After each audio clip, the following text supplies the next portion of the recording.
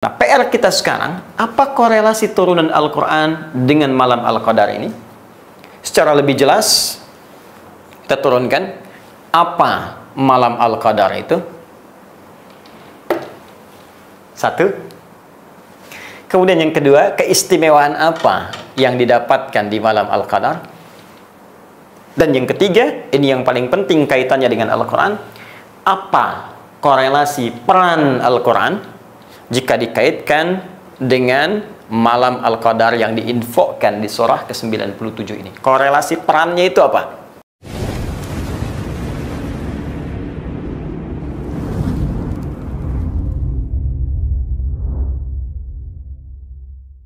Assalamualaikum warahmatullahi wabarakatuh. Alhamdulillahi rabbil alamin.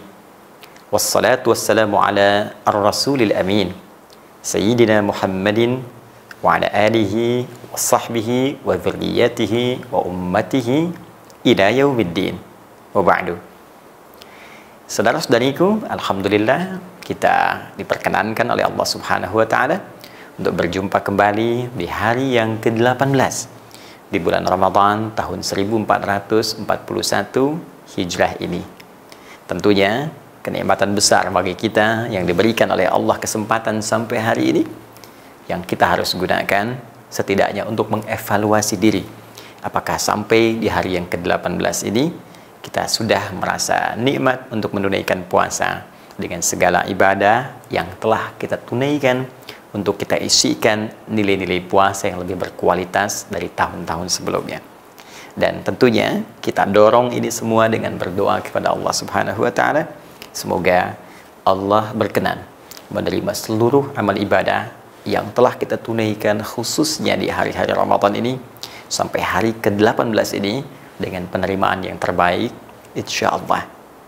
Dan tak lupa mengawali jumpa kita ini, saya juga ingin mengajak pada kita semua untuk bermohon kepada Allah dengan tulus agar setidaknya Allah mengampuni dosa-dosa yang telah kita lakukan selama kita hidup, menghapuskan seluruh kesalahan-kesalahan yang boleh jadi sampai dengan hari ke-18 ini seluruhnya belum terhapuskan dengan sempurna.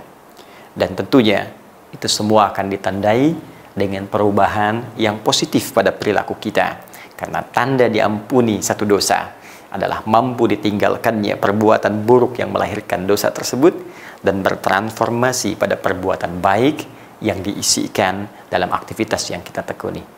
Untuk itu, di edisi yang ke-18 Aku Suka ini, kita mencoba menjadi diri yang lebih baik dengan belajar tuntunan syariat dan meneruskan pelajaran yang telah kita uraikan pada pertemuan-pertemuannya sebelumnya. Pelajaran yang telah kita uraikan pada pertemuan-pertemuan sebelumnya. Baik, di edisi yang ke-17, kita telah uraikan tentang makna nuzul Al-Quran dengan segala turunan pembahasan di dalamnya. Dan tentunya saya mengajak kepada teman-teman yang baru bergabung pada edisi yang 18 ini agar berkenan dengan segala kerendahan hati menyimak pelajaran kita edisi sebelumnya, sehingga merasakan ketersambungan uraian dari edisi sebelumnya hingga pembahasan saat ini.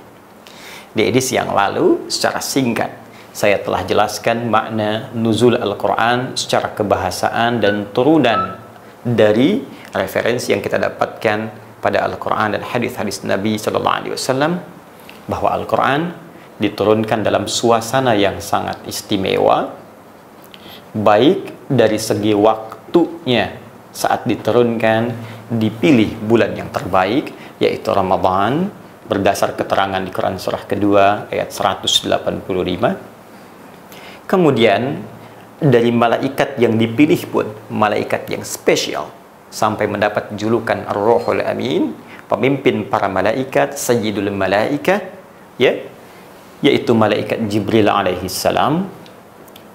Dan juga Masya Allah, Rasul yang ditunjuk pun di bumi untuk menyampaikan risalah Al-Quran pada seluruh manusia tanpa batas sampai dengan berakhir kehidupan dunia ini, dan risalah itu masih abadi, yaitu Rasul yang sangat istimewa, yang dipuji oleh Al-Quran dengan firman Allah di surah Al-Qalam itu, wa innaka la'ala khuluqin azim, yang jaminan surganya diturunkan sebelum wafatnya dengan turunnya surah Al-Kautsar itu, inna a'tainakal kautsar.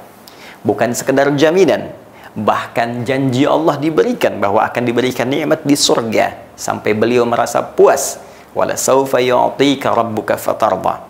Dan puncaknya sebelum kelahirannya, bahkan seluruh nabi dan rasul yang pernah bertugas aktif di bumi ini diminta komitmen dan perjanjian langsung dengan Allah Subhanahu wa taala agar mereka semua beriman kepada Nabi Muhammad SAW, menguatkan risalah dan syariatnya, menolong jika memang beliau ditugaskan semasa dengan nabi-nabi itu, dan tentunya mengikuti semua petunjuk-petunjuknya. Ini yang paling dahsyat. Satu-satunya nabi yang sebelum lahirnya semua nabi yang pernah bertugas diambil komitmen. Itu yang kemudian kita temukan pada jati diri Nabi Muhammad sallallahu alaihi wasallam, dan bagian terakhirnya saya telah referensikan di Quran surah ketiga Ali Imran itu di ayat ke-81. Saya mengamati kemarin, saya tuliskan ayat 80 ya, dan saya mengajak kepada teman-teman untuk juga menghadirkan mushaf sehingga nanti bila ada yang keliru saya tampilkan bisa dikoreksi. Ya, mungkin saja ada slip of tongue atau mungkin ketersambungan pemikiran sehingga memunculkan tanpa disadari tulisan yang berbeda, dan saya sangat terbuka untuk menerima masukan. Hanya sedikit saja, kemarin seingat saya ucapkan ini 80, ada pengaruh yang ingin saya bagi. Jadi dulu dengan izin Allah, alhamdulillah saya sempat mengaji, menghafal Quran, dan khususnya saat di Tripoli saya mempelajari beberapa riwayat. Ya, jadi ada riwayat Hafiz yang sekarang kita baca dari Asim, ya, Imam Asim, semoga Allah menyayangi beliau. Kemudian saya sempat belajar juga riwayat Warash dan Nafi', ya, dari Imam Nafi'. Jadi Warash dan Qalun. Jadi ada riwayat Warash, riwayat Qalun dari Imam Nafi'. Nah, ini pun saya pelajari. Nah, menariknya begini, kalau kita belajar ulumul Quran secara utuh, kita temukan firman Allah ini sempurna seluruhnya dan tidak pernah berubah. Ini benar jaminan Allah di Quran surah ke-15 itu, ayat 9. Inna nahnu nazzalna dzikra wa inna lahu lahafizun. Kami dengan segala keagungan Allah ingin menyampaikan informasi dahsyat bahwa Al-Quran itu kami turunkan, kata Allah, akan jadi pengingat bagi setiap manusia, mudah dihafalkan, dan kami akan jaga, tak pernah bisa berubah. Sampai kita kembali kepada Allah pun nggak akan mengalami perubahan. Jadi firmannya sempurna, jumlah ayatnya sempurna sampai dengan saat ini. Hanya ketika Nabi sampaikan, kan belum ada mushaf seperti sekarang, ya. Nah, mushaf itu ijtihad untuk menuliskan firman dalam bentuk yang sekarang kita dapatkan. Bahkan dulu belum ada harakat, ya. Waktu pertama dituliskan, mushaf Utsmani pertama itu dikumpulkan jadi mushaf, kemudian dikopi jadi 5 bagian, salin ulang, disebarkan ke 5 kota besar utama. Itu belum ada harakatnya, baru diharakati ketika muncul seorang bernama Khalil bin Ahmad Al-Farahidi, ya, mengambil turunan ilmu dari Abu Asad Ad-Duali, tersambung pada sahabat Ali bin Abi Thalib radhiyallahu taala anhu. Karena banyak orang Islam yang baru masuk belum bisa bahasa Arab, baca Quran khawatir keliru baca, maka ada harakat. Termasuk muncul kemudian ilmu pelengkap di tajwid yang melengkapi wakaf ibtida. Oh, di sini Nabi berhenti, kasih tanda wakaf, ya, termasuk penomoran. Nah, karena itu dalam beberapa mushaf yang kita dapatkan ada penomoran yang berbeda, itu ijtihad untuk wakaf dan ibtida. Kapan berhenti, kapan mulai. Nah, di mushaf Warash itu ada perbedaan sedikit dengan Hafiz dari penomoran. Jadi kalau yang di Hafiz misalnya Al-Baqarah Alif Lam Mim itu 1, ya, di Warash baru tanda berhenti. Di Qalun baru tanda berhenti, wakaf. Nanti dzalikal kitabul la raiba fi hudal lil muttaqin baru 1. Ya, karena itu Anda temukan di mushaf Warash, Qalun, Al-Baqarah 285 ayatnya, sedangkan di Hafiz 286. Itu bukan kurang ayat 1, cuma nanti penomorannya berbeda karena mengikuti tanda wakaf dengan hikmah tafsir nanti. Makna yang sangat luas dari Al-Quran. Termasuk di Ali Imran yang kemarin saya bacakan, 80 ini yang di mushafnya Warash. Jadi 80 nomornya, sedangkan yang di sini Hafiz, ya. Jadi Anda yang mengaji Hafiz, insya Allah ayatnya ditemukan di nomor 81. Poinnya adalah, kita tidak perdalam itu, kita lanjutkan. Poinnya, Hikmah turunnya Al-Quran dengan segala keistimewaan ini seakan memberikan pesan kepada kita bahwa Al-Quran bukan kitab biasa. Bukan sekadar mu'jizatnya terletak pada bacaan yang dibacakan tanpa bosan. Ya, tidak hilang satu harakat pun, titik pun sampai saat ini setelah 15 abad dan sampai kapanpun tidak cukup sampai di situ. Tapi saking dahsyatnya fungsi Al-Quran dengan segala keistimewaan ini, Allah ingin memberikan pesan bahwa Al-Quran ditujukan untuk memberikan petunjuk. Fungsinya lebih dari sekedar bacaan, tapi jadi pedoman kehidupan bagi seluruh manusia yang hidup di bumi sampai kembali kepada Allah sejak risalah Nabi Muhammad sallallahu alaihi wasallam. Itu yang kita temukan di Quran surah kedua ayat 185 dengan redaksi hudan. Syahrul Ramadan alladzi unzila fihi al-Quran hudal linnas. Ya, sebagai pedoman hidup yang Allah turunkan untuk seluruh manusia. Di sini kemarin kita berhenti. Nah, sekarang persoalan besarnya adalah apa kaitan antara turunnya Al-Quran ini dengan satu malam yang sangat istimewa yang juga terjadi saat Ramadan. Jadi kalau di Al-Baqarah 185 disebutkan Al-Quran turun ya pada bulan Ramadan, syahrul Ramadan, demikian redaksi Al-Qurannya. Sedangkan di Quran surah ke-97, Quran surah 97, yaitu surah Al-Qadar. Ya, Al-Qadar. Menariknya teman-teman, ada isyarat bahwa di malam Ramadan ini pun ada satu malam yang istimewa. Di bulan Ramadan ini pun ada yang istimewa dan langsung pula dikaitkan dengan Al-Quran. Redaksi Al-Qurannya, inna anzalnahu fi lailatul qadar.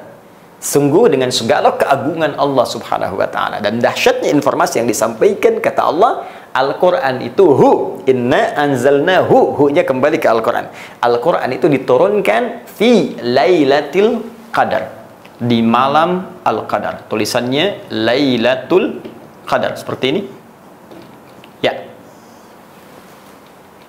Jadi di ayat 185 Al-Baqarah memberikan informasi Quran turun di bulan Ramadan.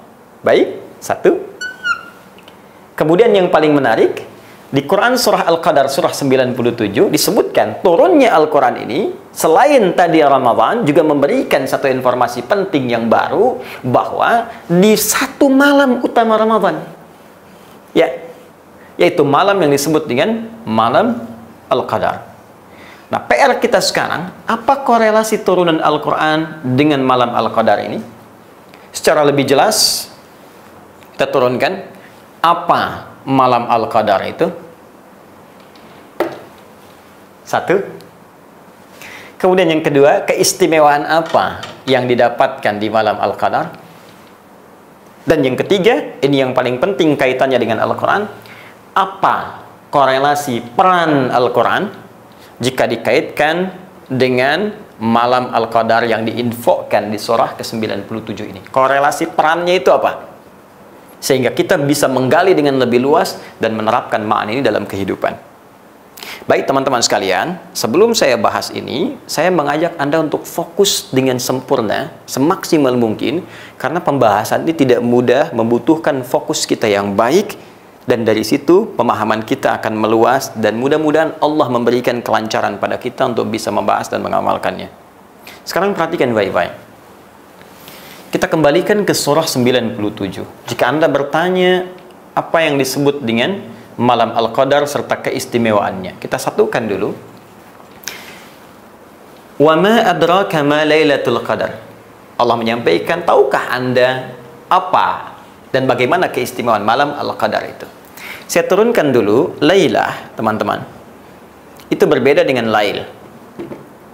Lailah tidak sama dengan Lail. Jika Anda menemukan kalimat Lail, atau seringkali menggunakan alif lam al-lail, bahkan ada surahnya surah al-lail, itu menunjuk waktu malam secara umum, terbentang dari ba'da isya sampai menjelang fajar. Itu waktunya kalau disebutkan lail, ya, wal laili idza yaghsha, dan malam apabila telah meliputi gelapnya kepada kita semua. Itu yang disebutkan waktunya. Jamaknya layali, Ya, saya sering bergurau, kadang turunannya Leli, Lala, Lili, nah itu malam. Jadi kalau ada namanya Bu Leli, itu ibu malam-malam, gitu kan. Tapi kalau sudah menggunakan tak ini sudah ada sifat ya, yang membedakan dengan yang pertama. Jadi ini umum sifatnya, malamnya, waktunya umum. Kalau ini menjadi khusus, ya, jadi satu saja, tidak semua malam. Jadi hanya satu dan punya keistimewaan. Tak marbutah menunjuk keistimewaan, sifat istimewa. Jadi pertama, Allah ingin memberikan isyarat kepada kita. Turunnya Al-Quran ini bukan di malam biasa, tapi malam yang sangat istimewa. Beda dengan malam-malam lainnya. Tidak sama. Lalu kita bertanya, ya Allah, apa keistimewaannya? Satu, kata Allah. Ya, teruskan. Langsung jawaban Qurannya. Lailatul Qadri khairum min alfi syahr. Saat malam Al-Quran diturunkan ini, ya, di malam Al-Qadar itu, maka nilai malam itu sama dengan 1000 bulan lebih. Bahasa tegasnya lebih baik dari 1000 bulan. Lebih dari 1000 bulan. Jadi tidak serupa. Lebih. Ya kan? Baik. Kalau kita konversi ini, 1000 ini, ke dalam hitungan kita, itu setidaknya ada 83 tahun kurang lebih. Jadi nilai satu malam itu nilainya itu kurang lebih setidaknya 83 tahun. Anda bayangkan? Jadi konsekuensinya kalau ada orang beramal, teman-teman sekalian, di malam itu bersamaan dengan malam itu, Allahu Akbar. Dia sholat misalnya, maka sholatnya senilai dengan 83 tahun tanpa henti. Dia baca Al-Quran, walaupun dia baca satu huruf misalnya, ya, nun, terus ngantuk, ketiduran. Pas malam itu sama dengan baca nun 83 tahun tanpa henti. Nun, ya. 83 tahun tanpa henti. Dan tahukah Anda pahalanya berapa? Coba Anda gambarkan. Satu huruf bukankah sama dengan 10? Ya kan? Itu di hari biasa, Ramadan kali 10 lagi. Di hadis Al-Bukhari Kitabus Shiyam kali 10 lagi 100, sekarang kali 83 tahun. Yang hitungannya bukan 1, 2, 3, tapi hitungan Allah yang berbeda dengan hitungan manusia. Berapa pahala yang dikumpulkan? Allahu Akbar. Dan saya membayangkan bagaimana saat insya Allah, semoga Allah berkenan memberikan kita malam itu, anugerahnya kepada kita semua, saat seseorang sedang ada di malam itu dan dia istighfar, taubat dia, dan digugurkan oleh Allah dosa-dosanya. Kesungguhan istighfarnya menggugurkan sebuah dosa-dosanya. 0. Kosong dosanya. Kemudian dia baru beramal, baru pun menyebut nama Allah, senang dia, la ilaha illallah misalnya. Tiba kemudian dia wafat sesuai ajalnya. Allahu Akbar. Dosanya kosong, punya amalan la ilaha illallah senilai 83 tahun kurang lebih. Betapa indah. Di penghujung wafatnya, husnul khatimah, dalam keadaan yang sangat indah. Anugerah yang sangat luar biasa. Dan itu hanya didapatkan, kualifikasi ini, ya, keutamaan ini hanya didapatkan satu kali terjadinya satu kali saja, terjadinya di satu malam Ramadan saja. Dan malam inilah yang mendapatkan keberkahan dari Al-Quran. Sehingga disebutkan di Quran surah Ad-Dukhan itu, ya, bukan Dukhan yang kemarin ramai, ya, surah Ad-Dukhan dalam Al-Quran, teman-teman sekalian, di surah yang ke-44, surah 44 di halaman 496, di ayat yang ketiga, teman-teman, Allah sebutkan, langsung disebutkan dengan kalimat fi lailatim mubarakah. Kalau orang dapat malam itu penuh dengan keberkahan, nilai kebaikan bertambah karena dapat berkah dari Al-Quran tadi. Baik, itu kalau ada orang bertanya, apa keistimewaan malam Al-Qadar? Allah langsung jelaskan. Kemudian kata Allah, malaikat turun, semua pada saat itu. Tanazzalul malaikat waruh, bahkan Jibril ikut turun. Malaikat Jibril alaihissalam tugasnya menyampaikan wahyu pada Nabi Muhammad SAW. Ya, selesai Nabi Muhammad SAW wafat, selesai tugas menurunkan wahyunya. Tapi malaikat Jibril setahun sekali turun ke bumi. Ya, karena keagungan Al-Quran dan keagungan malam Al-Qadar itu turun ke bumi menyertai hamba-hamba yang ibadah. Ya, sampai saking banyaknya malaikat yang turun, para ulama tafsir menyebutkan bumi seakan-akan sesak oleh malaikat, sehingga suara-suara bising jadi redup, angin-angin jadi berhenti, sehingga terbaca suasana alam jadi teduh, nikmat. Dan ini bahasa Al-Qur'annya diungkapkan dengan kalimat salam. Salamun hiya hatta matla al-fajr. Malam Al-Qadar. Nah, sekarang yang paling menarik, ini kan baru pahala nih. Baca Quran dapat pahala, sholat dapat pahala. Sekarang pembahasan utama kita, apa korelasinya peran Al-Quran ini dengan Lailatul Qadar? Korelasinya apa? Fungsi utama Quran dikaitkan dengan malam Al-Qadar itu seperti apa? Ini yang jarang dibahas, jarang diuraikan oleh para ulama kita, termasuk dalam kitab-kitab ulumul Quran. Baik, sekarang kita gali pelan-pelan. Teman-teman sekalian, untuk mengetahui korelasi itu, kita harus kembali ke pertanyaan ini dulu. Apa ya yang dimaksud Lailatul Qadar itu? Saya telah uraikan kalimat lailnya, yang berarti malam yang istimewa. Tinggal tersisa kita untuk memahami makna qadarnya ini. Dari sini baru kita mengetahui tentang korelasi peran Al-Quran dengan malam Al-Qadar. Al-Qadar, teman-teman, secara ringkas bisa dipahami dengan ketetapan Allah Subhanahu wa Ta'ala terkait dengan alur kehidupan setiap hamba.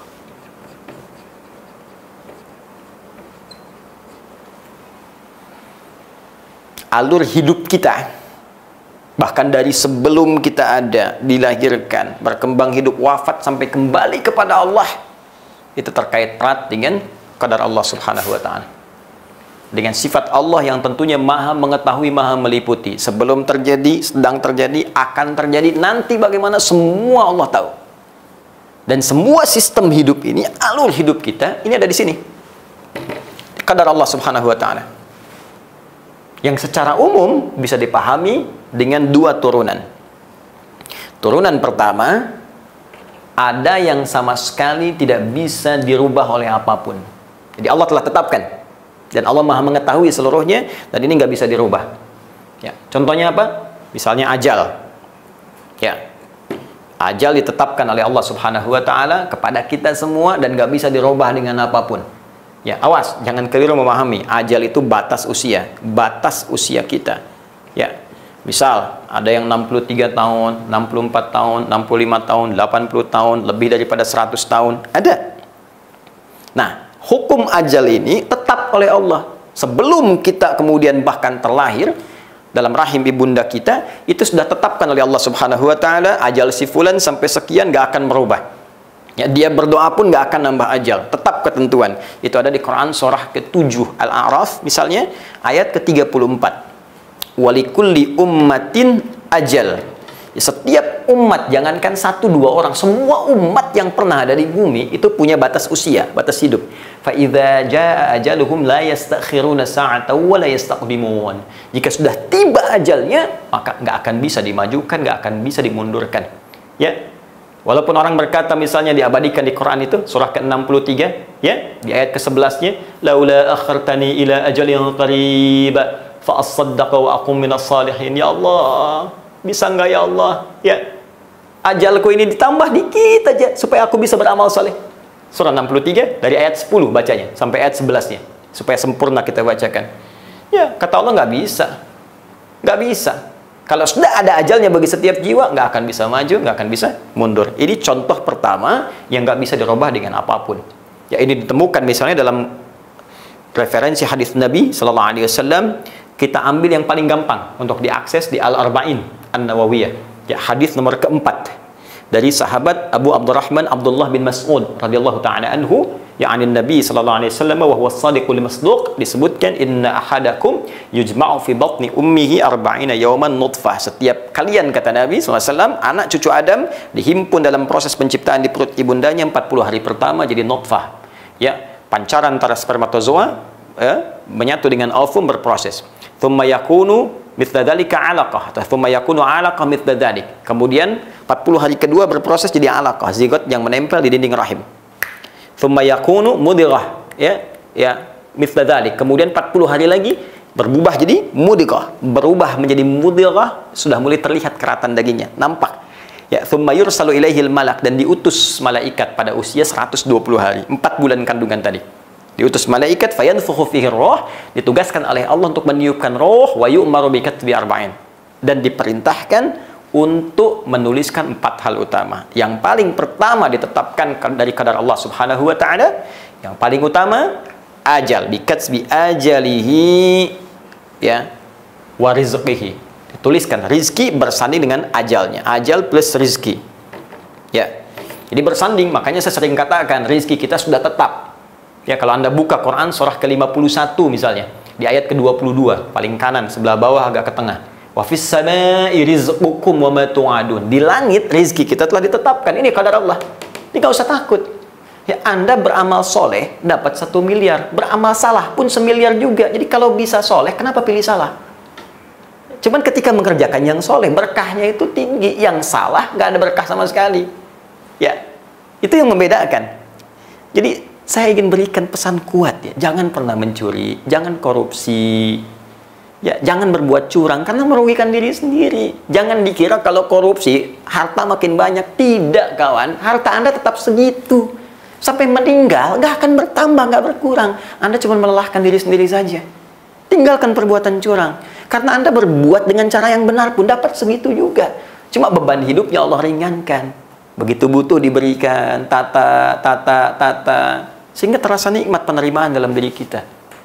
Itu poinnya. Tapi yang ingin saya katakan adalah, ini sifat qadar yang sama sekali nggak bisa dirubah dengan apapun. Nah, cara mengisi ajal, ya, ada qadar Allah yang sifatnya itu Masya Allah kita diberikan ikhtiar di dalamnya. Walaupun untuk ikhtiar itu pun Allah telah mengetahuinya. Teman-teman. Jadi sebelum kita kerjakan, saat kita kerjakan, nanti akan kita kerjakan, Allah tahu. Ya, tapi kita diberi peluang oleh Allah untuk berikhtiar di situ. Silahkan. Contoh apa? Ajal, batas usia. Cara mengisi usia ini supaya Allah ridha, itu disebut dengan umur namanya. Umur. Dari kata amara ya'muru.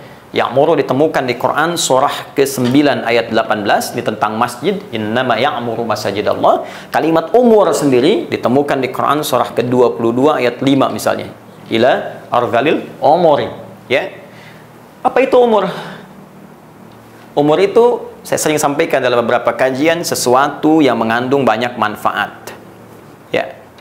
Sesuatu yang melahirkan kesuksesan. Sesuatu yang melahirkan keberkahan, berkah, bertambahnya nilai kebaikan. Artinya, sepanjang diberikan batas usia, ayo coba gunakan isi aktivitas kita untuk berbuat segala hal yang bermanfaat. Ya, memandang yang bermanfaat, bicara yang bermanfaat, melangkah ke arah yang bermanfaat. Ya, awas hati-hati. Makanya kalau ditanya begini, berapa umur Anda? Itu sebetulnya pengingat dari Allah. Bukan tentang ajal, tapi tentang efektivitas usia yang diberikan oleh Allah pada kita. Jadi kalau Anda berkata begini, Alhamdulillah diberikan 40 tahun, 60 tahun. Balik tanya, selama 60 tahun itu berapa banyak manfaat yang sudah kita dapatkan? Berapa banyak perbuatan baik yang sudah kita hasilkan? Jangan-jangan anak 4 tahun belum balik, manfaatnya lebih banyak dibanding kita yang sudah 40 tahun. Sukses, ayo selama hidup sukses, bekerja yang giat. Ya, bekerja yang benar, dengan penuh semangat. Apapun profesi Anda, dimanapun Anda mengabdi. Di birokrasi, di diplomasi, mengajarkah Anda, di militer. Ayo, semangat bekerja. Tempuh, karena itu nanti kita dapatkan pedoman-pedoman untuk memotivasi kita semangat dalam beraktivitas. Makanya sahabat Nabi juga biasa banyak. Di militer yang sukses banyak. Ada Khalid bin Walid misalnya. Di birokrasi juga banyak. Ada Amr bin As, ada Muawiyah bin Abi Sufyan. Yang pengusaha sukses banyak. Ada Uthman bin Affan, Abdurrahman bin Auf. Yang pengajar dosen sukses banyak, ada Ali bin Abi Thalib, ada Abu Hurairah, termasuk Sayyidah Aisyah. Disilahkan passion kita apa? Sukses. Dan jangan lupa kesuksesan itu harus punya nilai keberkahan, nilai-nilai positif. Itu yang disebut dengan umur. Nah, untuk bisa mewujudkan ini, kita kan harus berikhtiar.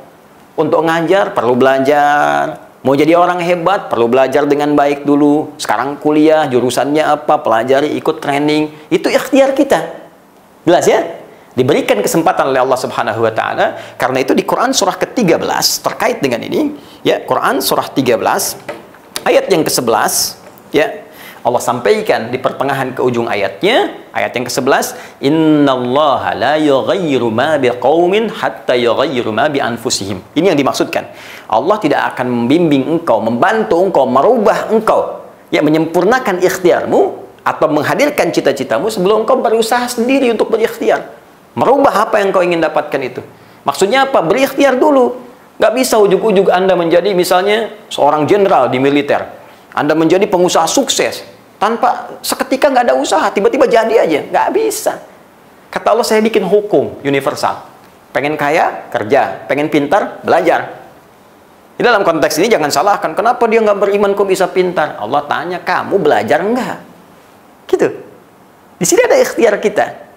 Nah, ikhtiar ini pun teman-teman sekalian, ini butuh pedoman, butuh petunjuk. Kalau nggak ada petunjuk yang benar, bagaimana? Anda, maaf nih, teman-teman sekalian, pesan mobil.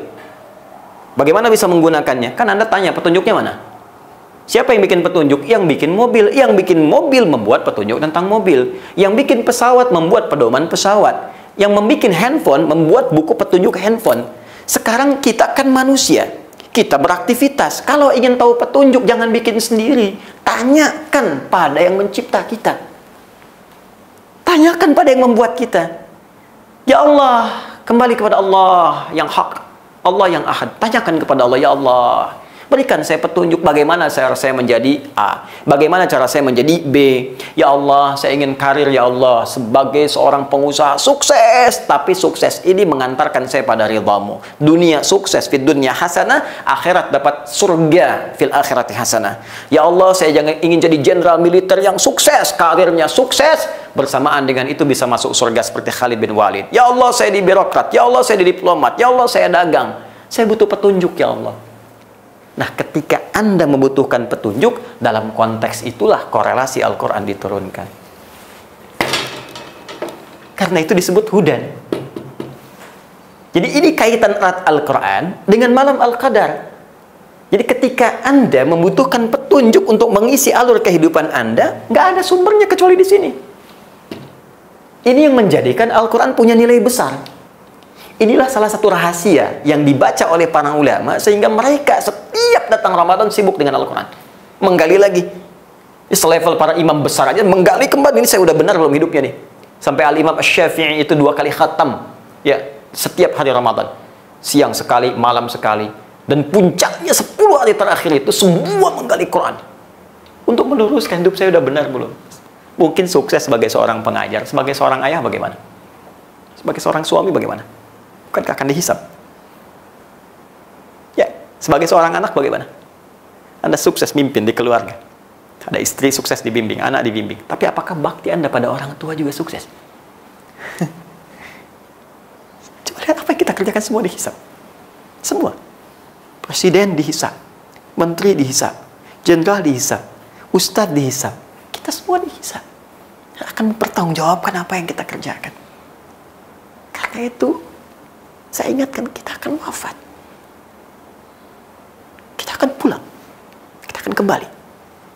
Dan ketika meninggal, status dunia semua lepas. Maka itu saya mengajak kepada semua, tanpa kecuali, renungkan dikala kita kembali. Kita pasti akan pulang menuju Allah, tanpa gelar dunia yang kita sematkan, kecuali amalan benar yang kita lakukan. Dan amalan itu bisa menjadi benar dengan petunjuk Al-Quran. Jadi ini yang ingin saya sampaikan, mengapa malam Al-Qadar begitu penting terkait dengan peran Al-Quran, karena ada korelasi peran sebagai bimbingan kehidupan kita. Jadi di sini banyak disimpulkan bahwa malam Al-Qadar itu adalah malam yang sangat menentukan. Malam Al-Qadar adalah malam yang bisa merubah kehidupan kita. Dalam arti merubah itu adalah petunjuk-petunjuk Al-Quran. Bila kita amati dengan benar, itu akan memberikan pengaruh yang dahsyat dalam kehidupan kita. Bukan sekedar dosa diampuni, pahala berlipat, tapi di sini akan kita temukan sejatinya jati diri kehidupan kita. Nah, pembahasan ini menjadi penting untuk kita uraikan supaya kita mengerti betul apa esensi Al-Quran pada kehidupan kita yang bisa mentransformasikan orang jahiliyah menjadi khairu ummah, sekaligus juga teman-teman sekalian memberikan peran luhur dalam kehidupan dunia ini. Nah, tinggal satu pertanyaan lagi, kapan malam ini tiba? Kapan malam ini muncul? Khususnya di hari-hari Ramadan yang tengah kita hadapi. Kalau nggak tahu malamnya, bagaimana kita bisa memaksimalkan semua ibadah yang tadi kita telah diberikan petunjuknya? Namun jangan terburu-buru. Kita masih punya, dengan izin Allah kalau berkehendak, pembahasan berikutnya untuk kita gali dan kita jadikan itu sebagai pembahasan pada edisi Aku Suka yang ke-19 esok hari dengan izin Allah Subhanahu wa ta'ala. Semoga berkenan. Mohon maaf bila ada yang khilaf. Jika ada yang kurang atau keliru, Anda boleh meluruskan, dan saya sangat bersyukur kepada Allah, berterima kasih kepada Anda, dan semoga juga pahala dilimpahkan kepada Anda semua. Demikian sekali lagi, semoga Allah menerima taubat kita, memberikan jalan terang pada kehidupan kita, mengampuni dosa-dosa kita, dan menempatkan kita di surga dengan izinnya bersama orang-orang terbaik yang Allah sayangi.